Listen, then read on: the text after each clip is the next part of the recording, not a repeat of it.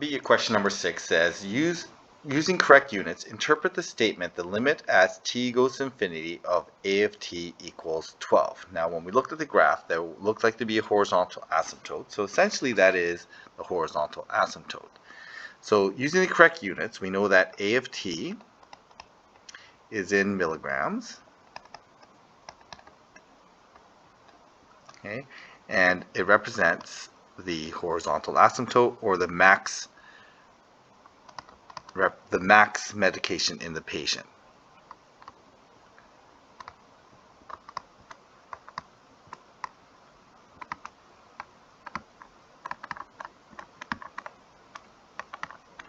So that's why it maxes out at about 12.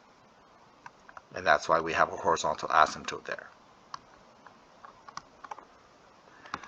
Okay. So part C of this says, using separation of variables, find a of t. So we want to separate and integrate this.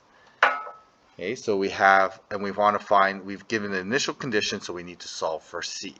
So we're going to end up with dy over 12 minus y equals, I'm going to keep the 1/3 on this side and just do 1/3 dt. Okay. Once I've separated the variables, I integrate this. The antiderivative of 1 over 12 minus y is going to be log 12 minus y. Because of the chain rule, I have to make sure that's negative. The integral of this is going to be 3t, and we don't forget the plus c. Since it's in the log form, I'm going to rewrite this as 12 minus y is equal to e to the 1/3 t plus c. And I'm going to use that plus c, and I'm going to, because that plus c in the exponential growth problems usually represents the coefficient, the starting amount. So I'm going to rewrite it like this, 1/3 t like that, and that plus c is just showing up as this e to the power c. And I'm going to solve for that e to the power c as the constant value. To do that, I'm going to plug in my initial condition. My initial condition was y equals 0 when t equals 0. So we get e to the c. E to the 1/3 times 0 is 0. So we end up with e to the c. When I solve for e to the c, this works out to be equal to 12.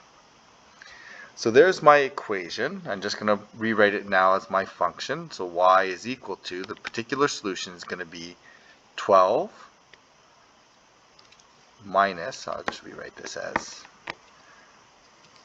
12 minus y to start. So 12 minus y is equal to 12 e to the 1/3 t.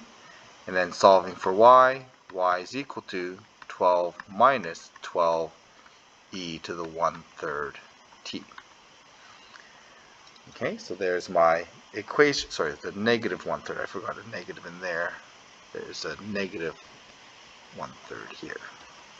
Okay, so sorry, I lost that negative in there. So I need to make sure I put that in. Okay, again, don't forget that negative. That negative, and maybe I'll just make a note of that. That negative, if you're not sure where that negative came from, it came from here. So that negative needed to be put onto that when I put onto the 1/3 when I put it into the exponential form.